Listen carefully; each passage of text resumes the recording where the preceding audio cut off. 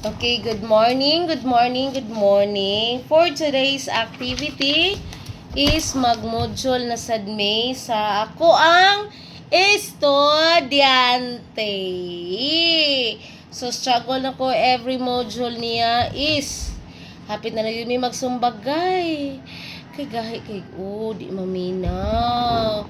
Pero kainahan man ta, kinahanglan magkat-on atong anak, kinahanglan natong tudloan. So, kinahanglan sa kitag taas nga pasensya. Magsagol man day ko, uy, usaram tani ka buhok ko. Makarelate ko sa mga mama nga mag-module sa balay. Kay digid lali magtudlo sa imong anak, lahi ra gyud kung naa sa school, naa kauban iyang mga classmate o ang iyang teacher gyud ang magklase kay sa mama kay ambot ba nganong ka-struggle man maestra man unta ko pero mag-struggle ko sa kinaiya aning bata